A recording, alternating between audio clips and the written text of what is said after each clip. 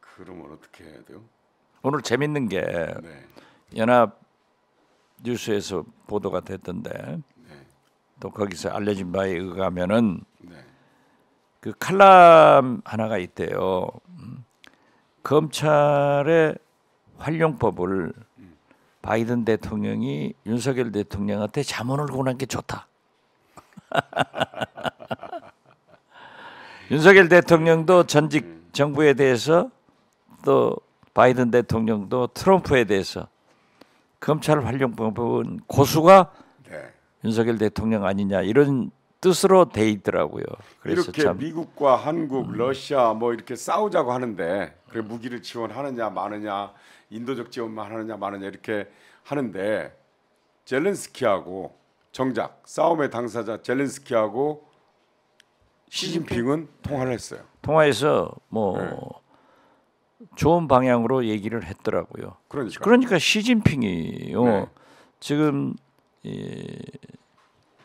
바이든이 세계 외교를 등한시할 때 다 잡아간다니까요. 다 지금 네. 보십시오. 제일 큰 문제가 사우디는 바이든 대통령이 찾아가서 석유 감산하지 마라. 무슨 소리야? 우리 말 안 듣는다. 오펙 플러스에서 감산 실시해 버렸잖아요. 네. 그리고 이란과 지금 7년간 단절하고 싸우고 있었는데 뭐 전쟁을 한다는 게 아니라 네. 외교적 그런 알력이 있었는데 일거에 붙여버리잖아요. 네네. 그런가 하면은 마크롱 프랑스 대통령은 160대의 에어버스를 사오고 브라질 룰라 대통령은 왜 세계 무역 거래에서 달러만 쓰느냐 이완하고느라고 지금 또 젤란스키하고 통화를 했지만은 결국 협상밖에 없다. 네. 이런 것으로 이끌어 가더라고요. 그러니까 지금 바이든의 리더십이 네. 국제사회에서 오히려 시진핑 리더십으로 넘어가는 그런 찰나라고요.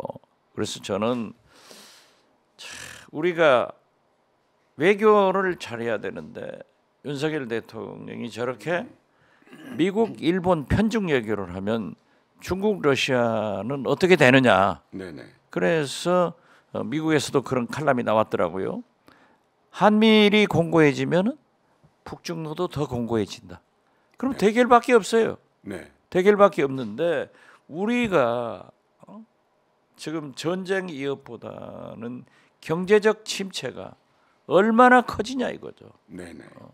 G7에서 또 이 미국이 쿠라파 일본 등 G7 국가에 러시아의 수출을 금지해라 하니까 EU에서도 일본에서도 지금 반발하고 있어요.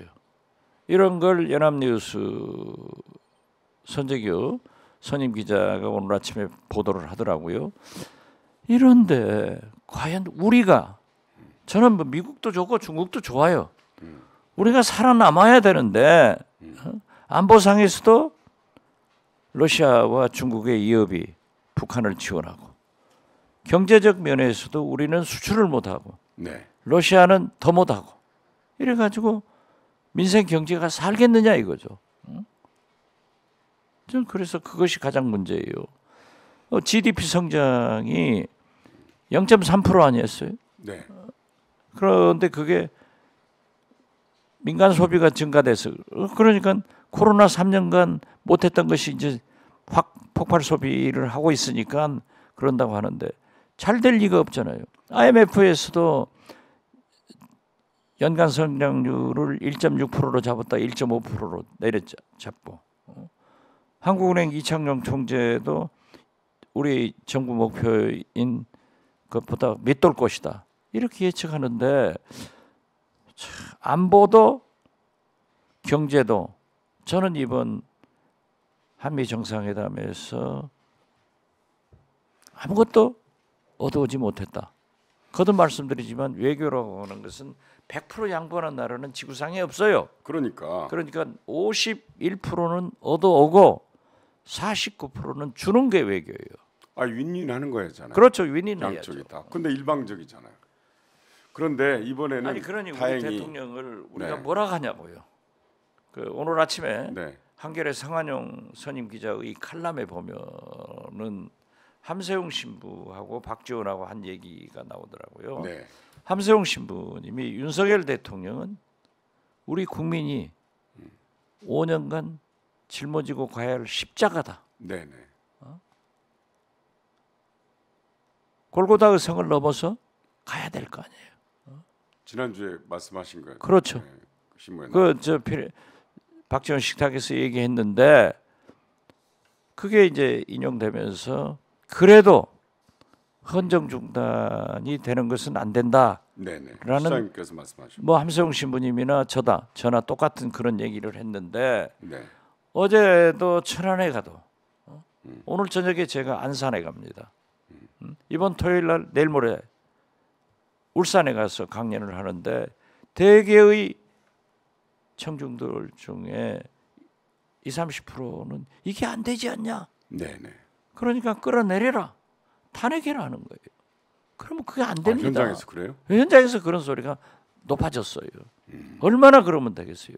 그래서 저는 윤석열 대통령이 결국 경제를 살리기 위해서는 야당과 협치를 해야 되고 또 협치를 못 하더라도 외교를 잘해서 경제를 살려야 되는데 제가 자꾸 말씀드리잖아요.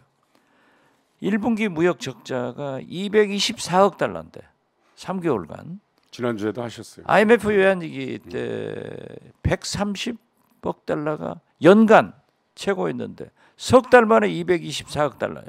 그리고 대중무역 적자가 제일 흑자 국가였는데 80억 달러에 이른다고 하면은 6개월 연속 적자. 우리 경제가 어디로 가느냐 이거죠. 그런데 중국에 대해서 지난 로이터 통신 인터뷰보다는 조금 나아졌잖아요. 네. 한미 정상회담 결과. 아니 이게 반발하니까 그러는 거죠. 그런데 조금 중국에서 무역 보복이나 이런 건 하지 않을까요?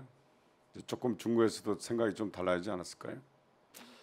무역 보복이라든가 아니, 우리나라한테 네, 당연히 하고 있죠. 아니 그러니까 그래도 조금 로이터 통신과의 인터뷰 때보다는 조금 감정이 누그러졌지 않겠느냐 이런 얘기죠. 저는 그렇지 않다고 봐요.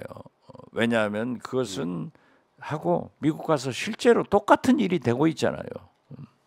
표현을 그러면은 그러니까 로이터에서 골 질러놓고 사실상 그리 가지만은 한미 정상회담에서의 표현은 좀 완만하게 나온 거다 이렇게 볼 수 영업사원 없죠. 위로하면 뭐 합니까? 그러면 경제적으로 그렇게 뭐 미국에서 아무것도 얻어오지 못하면 57억 달러 투자 받았다는 것 아니에요. 그거보다도 몇백억 달러가 나가는 건데 상세가 됩니까? 상세로 그 개념으로 봐서는 안 돼요.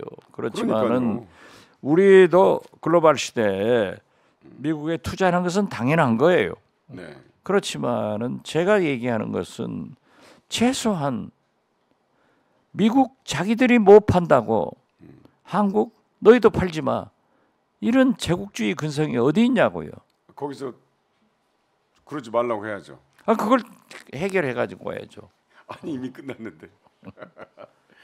앞으로 이제 더 협의 과정이 있겠죠. 아니 그러니까 지금 현재 그 발표된 네네. 포장된 그 한미 정상회담의 내용은 외형적으로는 좋은데 디테일 면에 대해서는 우리가 모르잖아요. 그렇기 네. 때문에 디테일이 나와야 어떤 평가가 가능하다. 아직은 아직은 그렇지만은 거듭 말씀드리지만 안보 면에서 그러한 방어 대책은 좋은데 대화 외교적 대책과 함께 병행해야 된다는 소리가 없어졌고 네. 또 NPT 준수한다 해서 일부 극렬 보수 분자들이 국민의힘에서 요구하는 우리나라 핵무장. 핵 보유를 하자 하는 것은 잠재웠지 않느냐 저는 그렇게 봐요. 그런 것에서 성과가 있다 그렇게. 불만을 계속 갖겠죠. 가지나 마나 이제 뭐 아니 보수는 미국 말을 제일 잘 듣는 거예요. 미국이 하지 말라면 못해요.